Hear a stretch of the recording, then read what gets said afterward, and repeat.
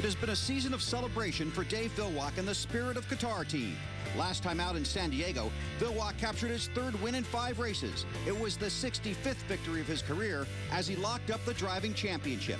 Villwock and reigning series champion Steve David have led a charged field of challengers.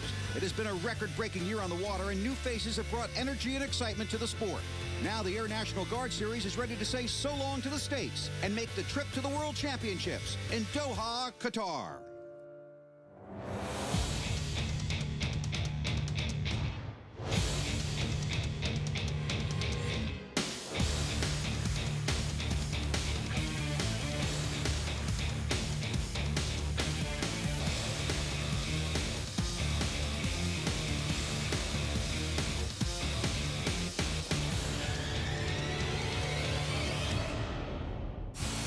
Welcome to the Air National Guard Unlimited Hydroplane Series. A compact and competitive season will soon come down to one final race. From southern Indiana to San Diego, the stars of the sport have left nothing on the shore. But now it's time for teams to pack up and ship out. This rapidly growing series is ready to return to an international venue with the coveted team championship on the line. It's over 8,400 miles from San Diego to Doha, but the only mile that matters to these teams is the next one. Hi, everybody. Bill Weber along with Mike Allen. Thanks for having us in for the show. One race to go in the 2011 Air National Guard Unlimited Hydroplane season, a season that has been packed with plenty of exciting stories, and we're going to look back at some of those today. And when you look back at this season, you have to talk about one guy first, and that's Dave Villwock. What makes this guy so good? His crew. But actually, on top of that, Dave is very good, and the crew, at combining gearboxes and propeller combinations for all these different tracks. Another terrific driver, Steve David. He missed the race in Detroit after the accident in Madison, but still 2 wins and a strong performance. And when you look at the balance of the field, a lot of young drivers, not necessarily young in age, but young and experienced, and they have performed very well. No doubt. Look at the 17. Kip Brown, I'm surprised he hasn't won a race yet. I mean, he's done a fantastic job this year. And then you've got the 7 with Scott Liddycoat, a rookie driver that's had a couple of second podium finishes, and he's going to be a threat as well. And a couple of new teams, well, they've looked like new teams. Yeah, it's very tough. As you know, the 88 just finished putting their boat together, the first race of the year, and the 11, it's going to take those guys a while to gel and become a team. Plenty of exciting stories and exciting people in the series in 2011, and that's why the Air National Guard decided to become the series sponsor.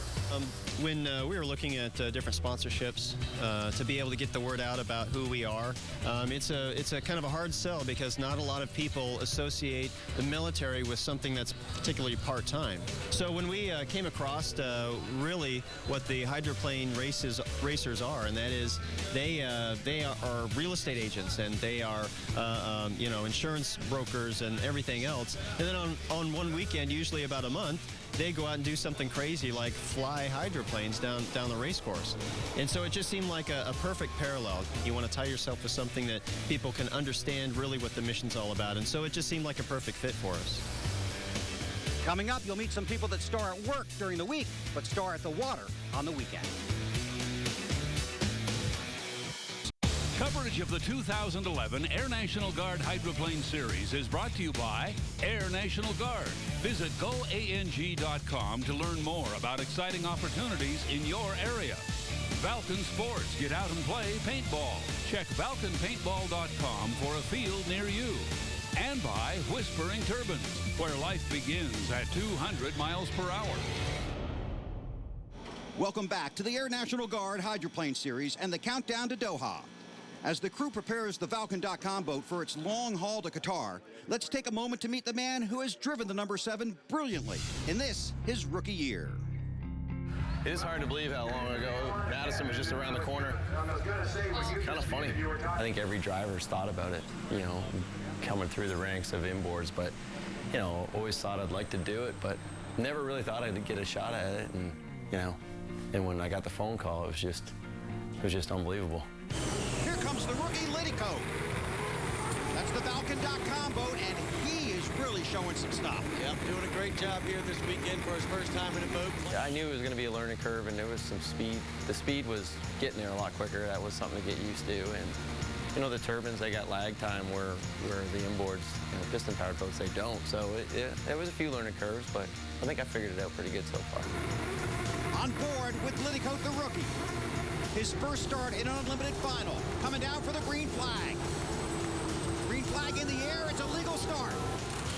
Scott finished third in that red flag final, and 5 days later, he was on the dock in Detroit. Everybody's like, well, you wait till next weekend. Wait till next weekend at Detroit, Roostertail Turn.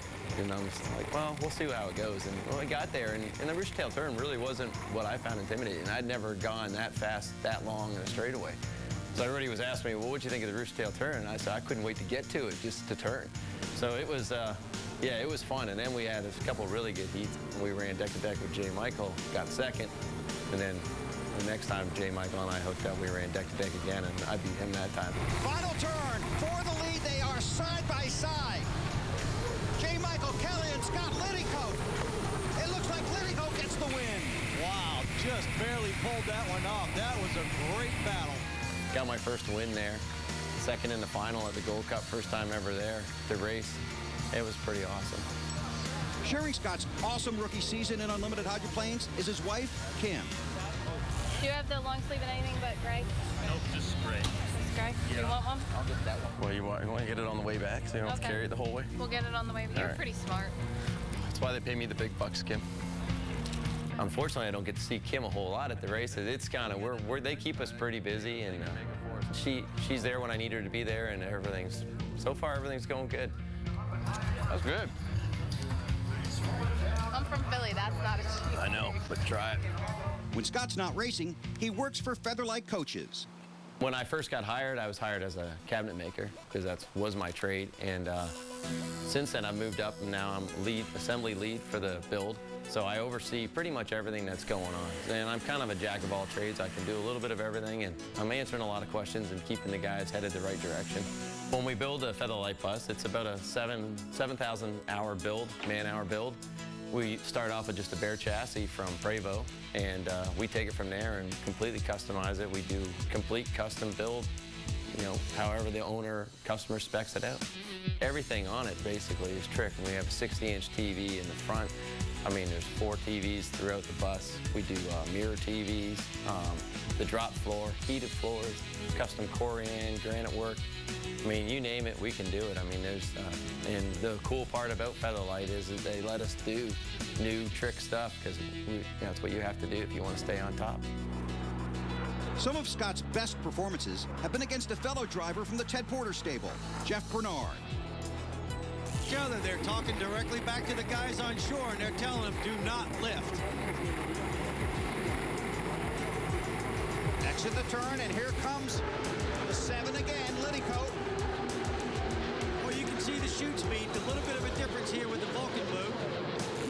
There really isn't any team orders. There is tension because we're both so competitive, but we're real good friends, so it kind of makes it a little bit easier. But when you got 2 competitive guys like that on one team, we both want to win, and that's why Ted hired us. So, you know, that's the way it is. Best man wins. Scott's biggest fan in this breakout season is his 3-year-old son, Grant. He's on 100%, and a lot of it's boat racing because that's his favorite toys. And he's always talking about it. Our life revolves around boat racing quite a bit. Who's your favorite driver? It better be me. Is it Daddy or is it Steve Davis? Who is it? Daddy. He already tells me he wants me to build him an outboard. So it's kind of funny. So I'm building a couple of model boats, and we're going to play with those. And he's pretty good at playing Wii, so I think he can handle driving an RC boat. So we'll give that a try to start. If Grant follows in his father's footsteps, Scott can build him his first full-size boat. And who knows, there may be another Cinderella story in the Liddycoat family.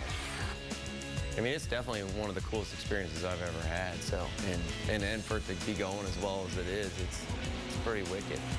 Quite a rookie season for Scott, and quite a performance for all the boats owned by Ted Porter. Heading into Doha, all 3 teams are solidly in the top 10 in the high point standings. Stay with us. When we come back, we'll meet one of the sport's young guns, J. Michael Kelly, and we'll see to what degree his life has changed in 2011.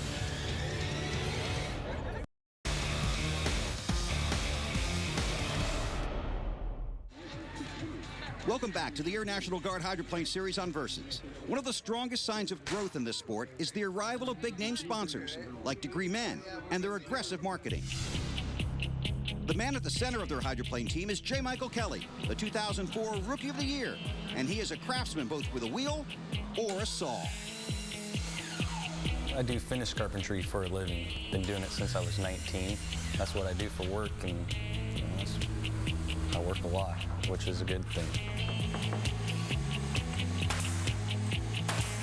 I take a lot of pride in what I do. You know, I don't want people to come in and be like, what is that? You know, so I make sure my stuff looks good, and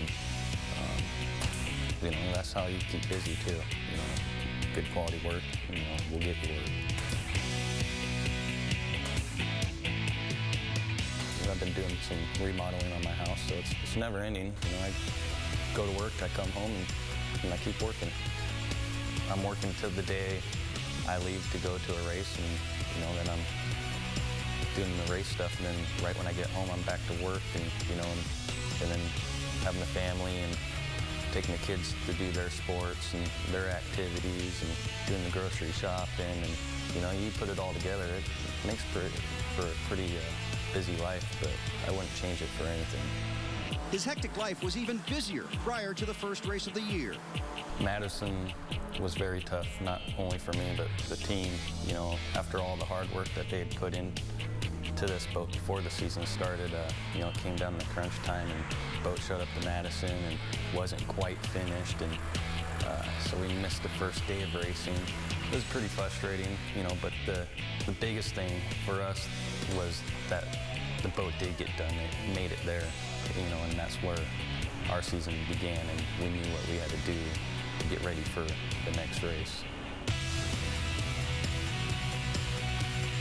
Battle for the lead. J. Michael Kelly in the Degree Men 88 coming back on Cal Phipps and Miss Red Dye. This is going to be a great heat here. We got speed on the outside, but J. Michael is taking the shortest way around this big course. This is a whole different week for these guys in this 88 boat. All kinds of problems at Madison, and now they are running deck to deck for the lead. Detroit was one of our best outings of the season. I think we finished in the top 2 every single heat, even in the final. We ran second in that final, but had a penalty, so it knocked us back, you know, a few spots. But I tell you what, that boat, out of any boat I've ever driven, turned better than any one of them. It was amazing just going through that Rooster Tail turn, and what a rocket it was. It was pretty cool. Their goal was to have the best turning boat out there on the circuit, and you know, and it proved to be. I mean, that's what was keeping us in the race in Detroit. Didn't have the straightaway speed, but we definitely made up for it in the corners, and that's what allowed us to run the way we did. Coming off that turnaround performance in Detroit, J. Michael then prepared for a milestone moment in his life. Right before Tri-Cities, Angela and I got married.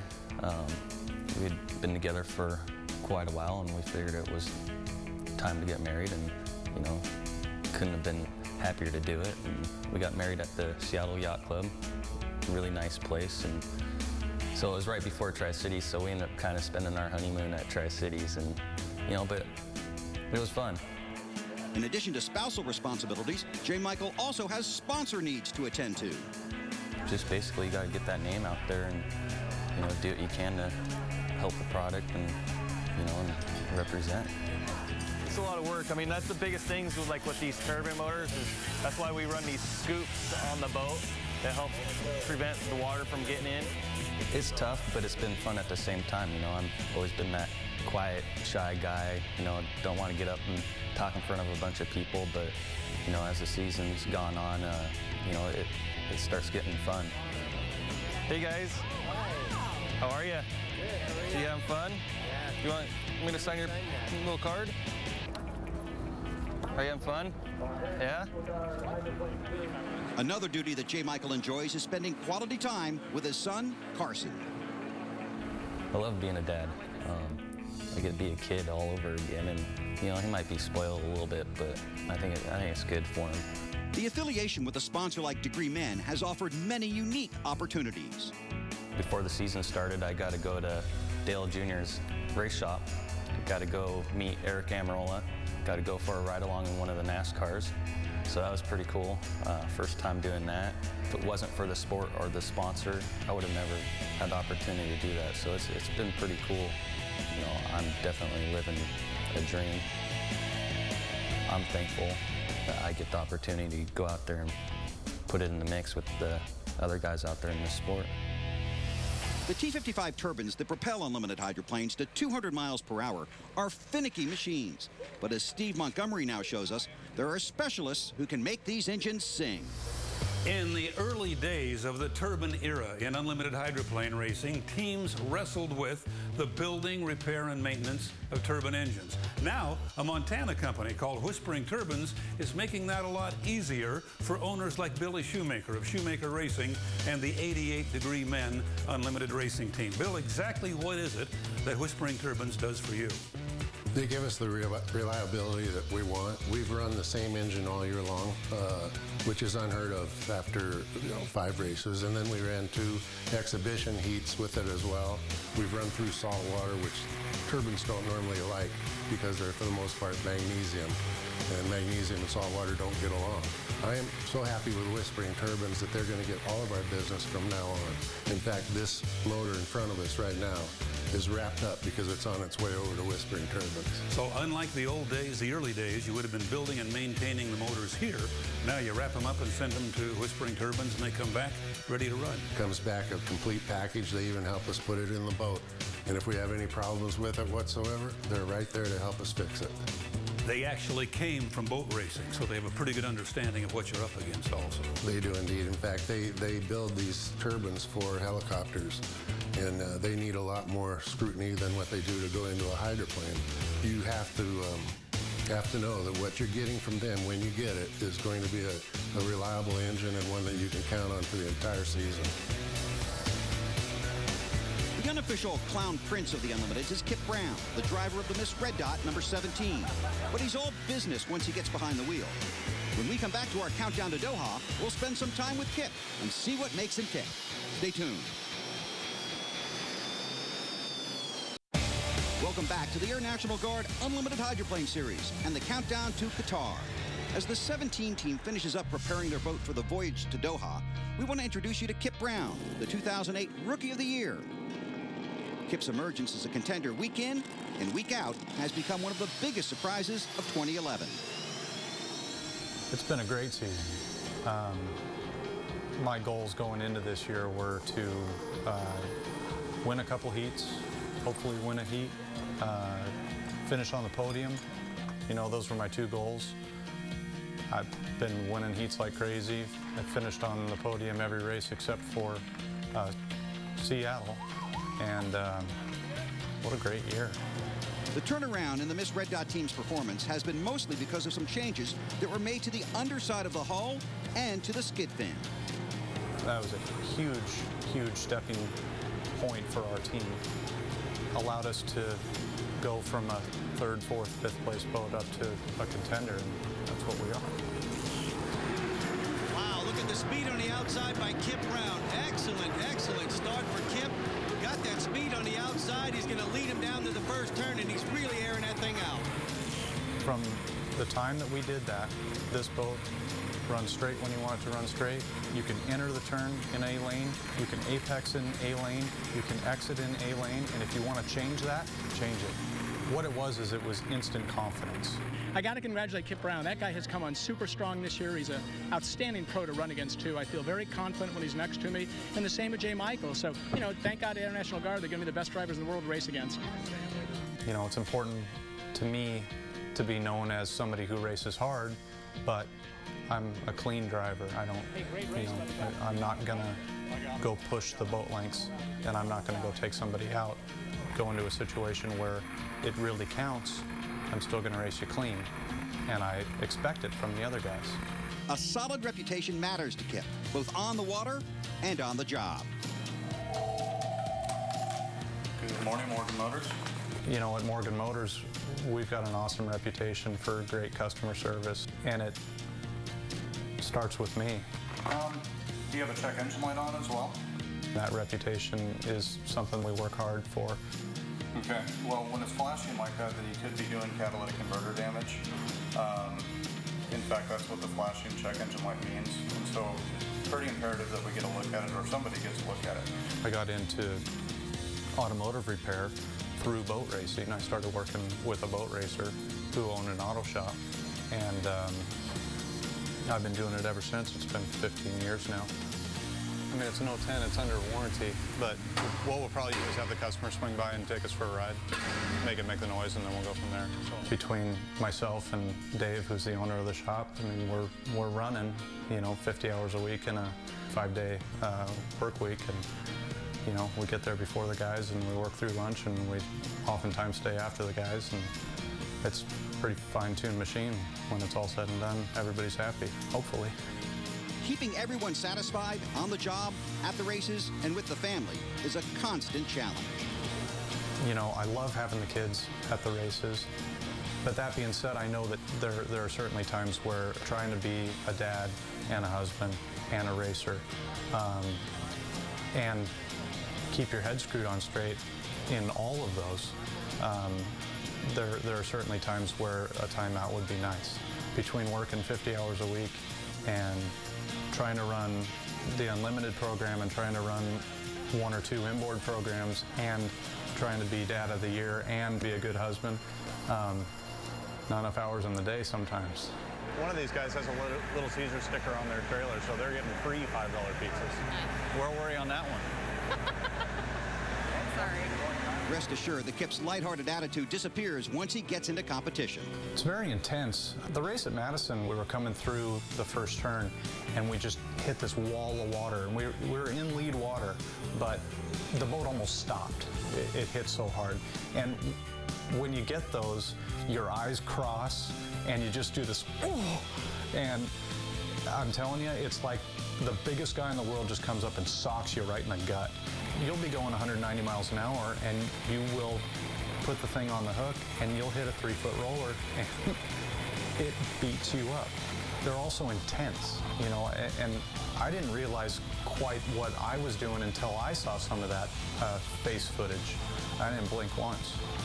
And, you know, you're just sitting there, and you're trying to process information so that you can give it back to Nate on what you need to do to make changes to the boat to be even better later on in the day.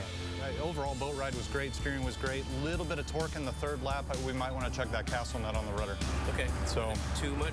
You want it tighter then? A little bit tighter, yeah, just because you're able to turn on it seemed to actually loosen up as we went. I could notice some torque in the third lap that I didn't notice in the first and second. The fin too, because the fin moved at all? Maybe. We'll do that. Yeah. We're straight on this. Yeah. Awesome. But hey, another 400. Hey, 800 points, right? That's a beautiful thing. We're still in front by 8 points. How about that? Yeah. I feel like I bring a little bit more to the program when it comes to the knowledge of the inner workings of the boat, the drivetrain. Man, I can fix a trailer if I have to. So, you know, you just bring a little bit more to a program when you have that knowledge. One factor that Kip has definitely brought to the program this season has been speed, finishing first or second in 9 of the 11 heat races he has contested. Okay. Throughout the season, we've introduced you to some of the Air National Guard's finest. And this week, we salute Tech Sergeant Jonathan Brune, a veteran of Iraq and Afghanistan.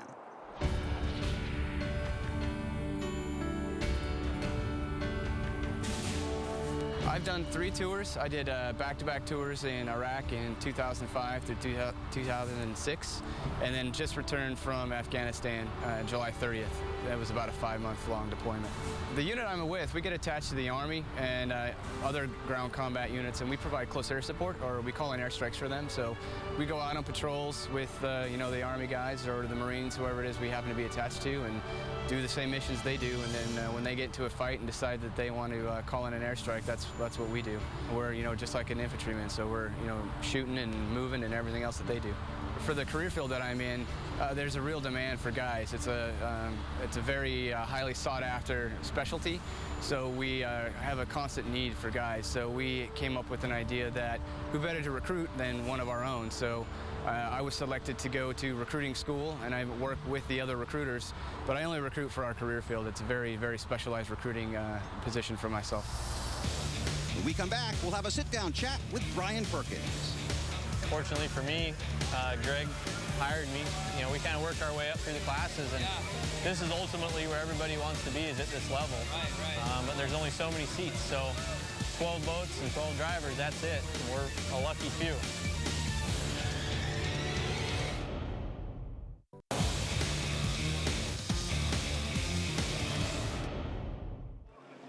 Hey, Welcome back to the countdown to Doha. One of the busiest drivers in the Air National Guard Series is Brian Perkins, whose race days are filled with a wide range of responsibilities. There's always something to go do, whether it be a driver's meeting, an autograph session, or talking stuff over with the team. It's super busy, and I like that. I like being busy, but you definitely have to keep everything kind of balanced.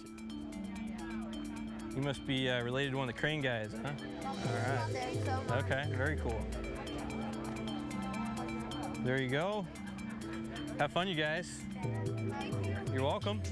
You do meet a lot of very interesting people in this sport, and definitely my best friends I have acquired through racing. So that part has been, something that I cherish. But I'm there to race, and I think we're all there to race, and that's first and foremost. The Go Fast Turn Left racing team welcomed a new sponsor to the boat in San Diego, the mixed martial arts company Tap Out. Brian spent much of the weekend working the brand. Tap Out, the whole deal with that this weekend, I guess, is they were interested in our sport. So this is kind of a, hey, here we are. Check it out. Check it out.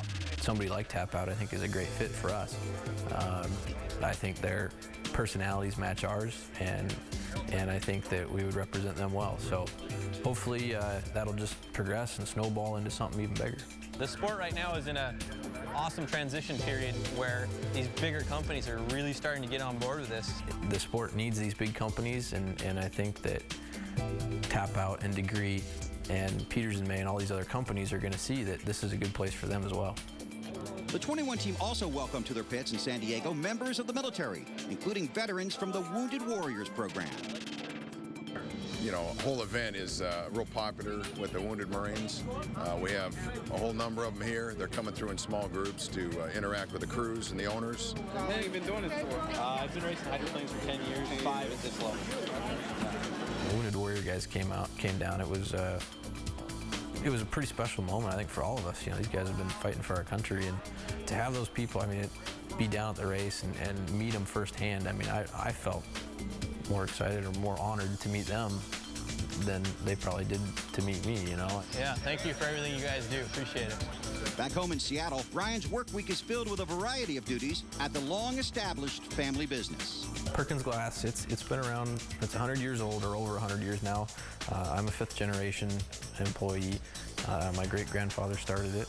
It's a good business. We do a lot of work in the Seattle area, mainly commercial storefronts, but we do repairs and things like that. The glass cutting and installation business may appear unexciting, but a big city like Seattle could provide some dangerous duty. From being on swing stages at 7 stories up on the outside of a building in the rain and the wind, and hanging outside of windows from the 40th, 50th floor, putting windows in. It's we do some pretty scary stuff. It's just part of the job, and you can't be scared of heights in the glass business. That's definitely one thing you cannot be. For Brian and the 21 team, the first event of the year at Madison should have been a celebration. But all that excitement was changed by an incident in Heat 3A. There's been a crash. That's the boat of Brian Perkins, and it looks like he's had contact with a rescue boat in the infield. I came out of Madison not sure if I wanted to race anymore, with the help of the entire team, and if it wasn't for them and the entire sport, I had so much support from everybody. People that I didn't even think would acknowledge me came over, talked to me. People still call and check in and say, how's it going, and you doing okay? And that feeling is something that you can't describe. It was just incredible. And if it wasn't for those people, if it wasn't for the team, I wouldn't have been able to get back in the boat. At the next 2 events, there were highs and lows. Detroit saw a pair of second-place finishes in the heats, but no final, while the boat began to improve in Tri-Cities. We made some changes to the boat, aerodynamic changes that really helped that in the corner, and we're still dialing in the boat. It takes a long time to get a good boat set up. And we got to Seattle, and things really improved. As they come to the checkered flag, J. Michael Kelly on the inside, Brian Perkins on the outside for the win and 400 points. It's Brian Perkins in the Albert lead. We learned a lot about the boat. We learned a lot about the equipment that we had. And we threw everything at it. We kind of had to with Albert Lee as the sponsor. That was all our eggs were in that basket. And, we gave it everything we had, and there really wasn't anything to be sorry for at the end of the day. We had a really good race weekend. It should come as no surprise that in his limited spare time, Brian can be found competing in other races or out in the garage. I enjoy working on race boats and things like that. That is relaxing, but I enjoy doing other things too. Yeah, you got to go get away from things. So, you know, hiking, I enjoy going out in the woods and going somewhere where there's nobody, you know, just you. Anywhere where it's just kind of you and nature, I guess, is where I want to be if I'm not either at a race shop or the glass shop. Time for a quick break, but when we come back, we'll meet a team that has a unique superstition about sending their boat into the water with a tail covered in chicken wings. The Peters and May team, when we come back. Welcome back. The Air National Guard Series is wrapping up and packing up for the long journey to Qatar. And one of those teams, the 11 Peters and May boat, is owned by Scott and Shannon Rainey and driver J.W. Myers. It was a bold decision for this trio to become team owners, but Scott has decades of experience in the sport, including a Gold Cup win in 2006. Jean Theoret has won the APBA Gold Cup, and what a tremendous drive by the French-Canadian.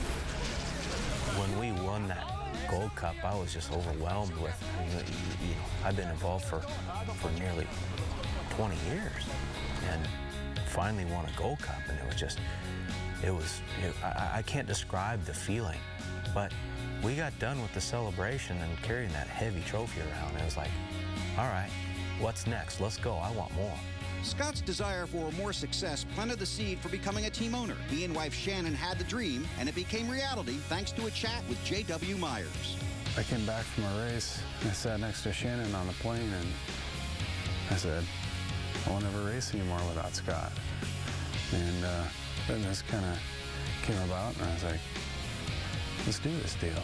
It was a huge step for us financially. To undertake this operation, and we didn't just want to take and buy equipment and go participate.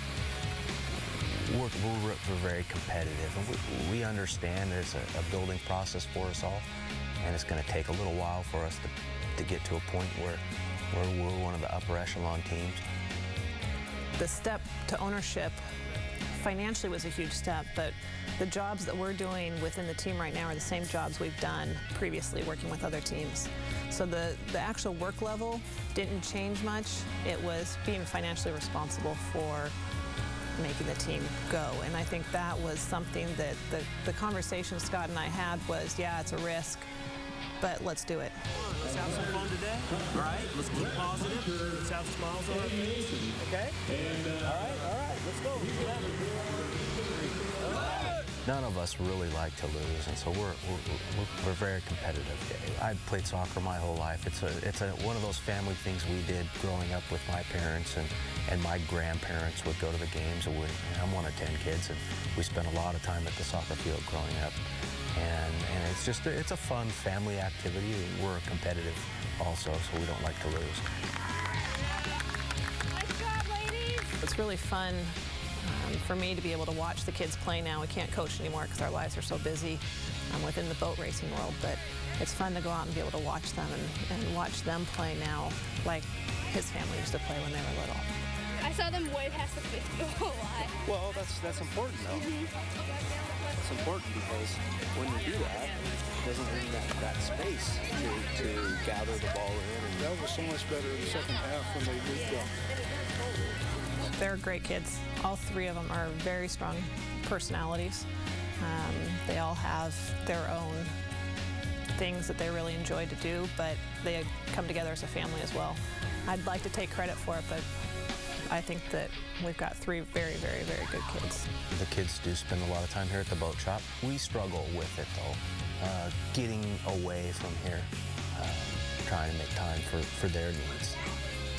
They get to come to a couple races. They get to Seattle and Tri-Cities, so they're actually involved. They feel like they're part of the team. We really try and make an effort to make them feel like this is their team as well as what we do for a living. When the team kicked off the season at Madison, there was still much to do, despite the 120-hour work weeks back at the shop. But it all proved worthwhile. Madison on Friday morning, and I drove that thing back to the dock for the first time. that's pretty cool. You know, we did it. It was a tough road. For Scott, wearing multiple hats as crew chief and owner has provided him with a greater sense of perspective. One of the things I think that I've learned is humility. Every day isn't going to be your day, so we have to be very humble on our approach and what our expectations are. So that's the biggest difference in that I've had to learn in how we're approaching this. Ready? 1, 2, 3. Here comes the other engine. Who's catching it? Sean, you catching that? You catching that? I know you're busy, but is there anything I can do to help you guys? We're just going to put the PT nozzle or GP nozzle and PT from this one into that one. It's just getting too much salt at them. If I have to sweep, I'll sweep. If it's whatever I need to do to help this be successful, I know I'm surrounded by a group that has my back and will do whatever it takes also. I don't care about pitching in and getting my hands dirty. I enjoy it. I live for it. We are going to have to continue walking before we start to even jog to run. And I think one thing we've learned so far is we may have to walk a little longer than we originally anticipated. There's the 11, the Peters in May for J.W. Myers. First time they've made a final this season. So congratulations to them. Are we where we want to be yet? No, we're not there yet. It's a work in progress, and we get better and better every time we run the boat. We learn more and more.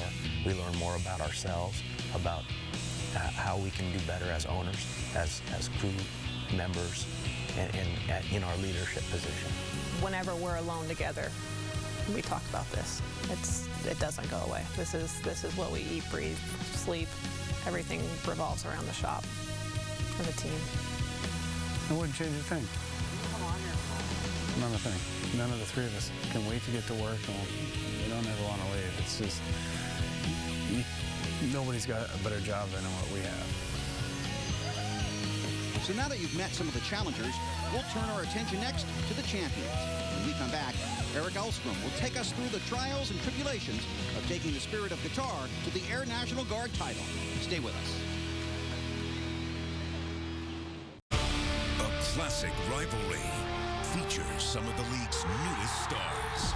Montreal's P.K. Subban and Carey Price. Oh, what a save! Anchor one of the toughest backends in the East. P.K. Subban for the Rockets! But Boston is armed with their own young guns. A spectacular goal by Brad Marchand! And they aren't afraid to pull the trigger. Second goal! Old enemies, new blood. Bruins, Canadians. Coverage begins tomorrow at 6:30 on Versus. Coverage of the 2011 Air National Guard Hydroplane Series is brought to you by Air National Guard. Visit GoANG.com to learn more about exciting opportunities in your area. Falcon Sports. Get out and play paintball. Check FalconPaintball.com for a field near you. And by Peters in May. For professional management of your worldwide boat transport and logistics, remember Peters in May. Welcome back to our inside look at the Air National Guard Hydroplane Series. 2011 will certainly be remembered for the milestone accomplishments of Dave Villwock. But as Steve Montgomery tells us, it was a season of struggle. For the Elstrom family, the 96 Spirit of Qatar, it's been one of their most successful seasons ever, but not the easiest, Eric. It's been fixing something ever since a rough start in Madison. Yeah, sometimes I think the best seasons happen when we're fixing the boat all year long. Madison was devastating to us. Final heat, leading, perfect day, qualify, every heat, everything was going perfect. New course, rough water, Dave hooked it, and a devastating crash. Steve David, we went into his lane, he hit us, he couldn't avoid us, happened, split second.